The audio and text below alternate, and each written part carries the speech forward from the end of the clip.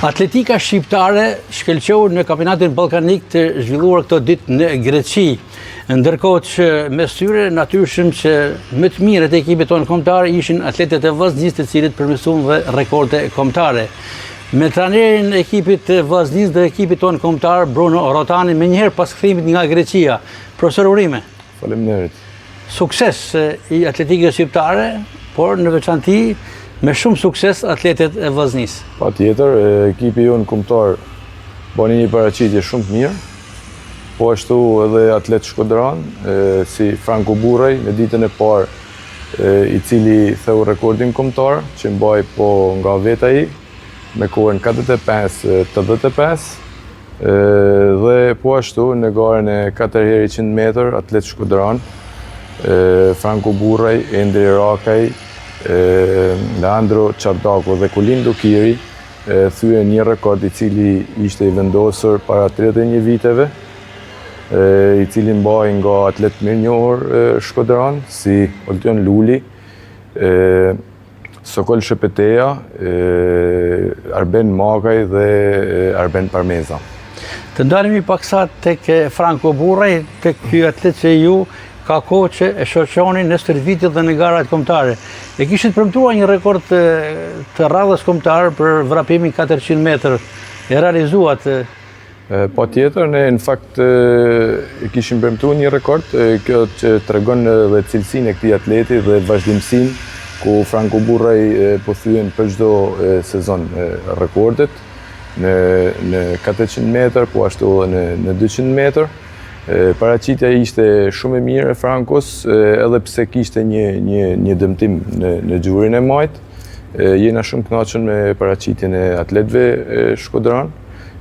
Ne me vete kishim edhe kryetarierin e ekipin, zotin Albert Marashi, dhe them drejtën e objektivet që kishim vendosur u realizuan nga ne.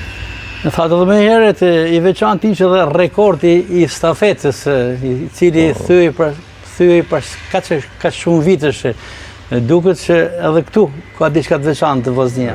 Patjetër, kjo tregon që cilësia e atletëve tanë është shumë e mirë, sepse thysh një rekord i cili është vendos nga para 31 vjetëve dhe të cilët janë atlet shumë cilësorë të ekipit Vllaznia, tregon që ne po ecim me hapat e tyne dhe gjithashtu po them dhe rekordet që ato kanë vendosur. Një brez i atëhershëm ishte një brez shumë cilësor dhe që kontribuan kaq shumë për ekipin e Vllaznisë. Profesor Rotani, këto suksese vinë me njëherë pas super suksesit të arritur në garat e kampionatit kombëtar të Shqipërisë, ku Vllaznia është shpall kampione për herë të 18 radhazi dhe të 30 në historinë e atletikës shqiptare.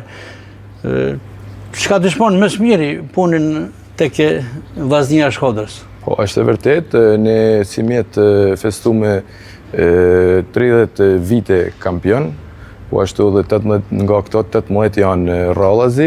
Ky është një kontribut edhe i brezave të më përparshëm, si trajnerave, po ashtu dhe atletëve, gjithashtu edhe i brezit të sotëm, i trajnerave të sotëm, me në krye zotin Albert Marashi dhe kolegë të tjerë, Jetmir Jahaj dhe Dorian Tafaj.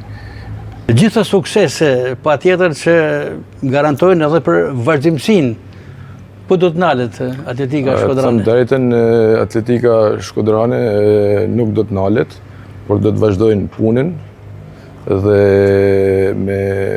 me sakrifica do të ecim përpara për vitet e ardhshme. Do të vazhdojnë punën për vitin e ardhshëm, që të vazhdojnë me titullin e 31, kështu me radhë, me gara cilësore dhe me atletë cilët bëjnë performanca nga më të mirat. Dhe për të mbyllur garat më të afërta ndërkombëtare të atletëve të Shqipërisë? Gara më afërt është me një korrik, ku do të zhvillohet një kampionat këtu në Shkodër, në nderim të figurave. Pastaj garat e ardhshme janë kampionati evropian, gjithashtu dhe lojnat mesdhetare që do të zhvillohen në Taranto në Itali.